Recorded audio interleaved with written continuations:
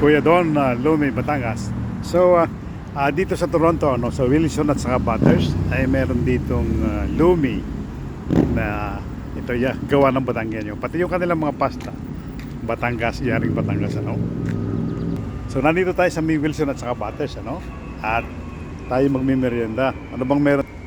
Iyon, no. So, ito yung ano pa lang, picture pa lang yan, ano. Papasukin natin ang loob and then makita natin kung anong meron sa loob dito sa Lumi ni Kuya Don, Lumi, Batangas. 3645 Bathurst, yun ang number,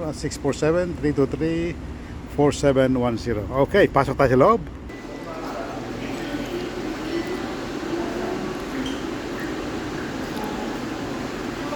So, ito na nga sa loob, ano? Ito na yung ito yung may-ari, nahuli ko rin yung may-ari, oh. So ito nga yung may-ari, busy-busy yung may-ari, subalit may panahon siya para makausap natin sila, no? At ito, mamaya natin na-interview. Busy-busy ito, may hulihin ko muna namin.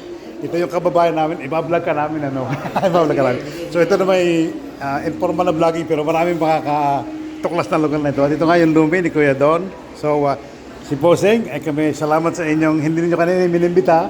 Pumunta na lang kami rito. Sige, alam kong busy ka, Bossing. At aking interviewin yung special na bisita na galing pa sa Laia, San Juan, Batangas. Ito si Bishop Ding Purisa natin ay dumayo pa dito sa ating kay Kuya Don na Lumi, Bishop. So, salamat sa inyong pagpasyal sa ating Lumian, Bali Bulalo. Marami rin dito, iba't ibang putahe, no?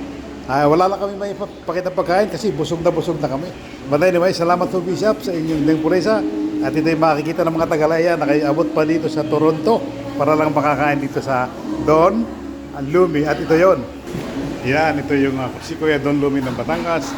So, at ito yung kanilang, yung kanilang mga iba't ibang uri ng mga drinks dito. So, ngayong araw na ito, hindi tayo makakapag-post ng mga pagkain. Kakain lang kasi natin. But, yung address, so nakita naman natin sa ating vlogging. So, dito, meron ba ditong room na extension, patuloy ang kanyang paglago. At ito pa yung lugar ito, yung ayun, nag-expansion nila, no? Dito, nag-expand pa sila. Lumalago yung kanilang kainan ni Kuya Don Lumi ng Batangas. At meron din ditong salad, malamig. So, tinikman namin ito, masarap. So, dayuhin na natin ito, masarap to. Ano ba tawag ito? Banana and mais con yellow. Ay, kung ano man ito, masarap. Ang mahalaga ay masarap.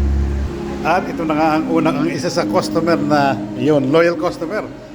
Pag may ng panahon at malamig, pwede. Bishop Ding Purisa mo, galing po ng Laia, San Juan, Batangas, ay dumayo pa rito. Okay po, salamat po. So ito yung mga recipe, ano? So Luming Batangas, ayan, no? Luming Batangas, bulalo special, gisado, may pares special at may tostado. Yan po ang kanyang mga putahe dito. Ito po yung may-ari.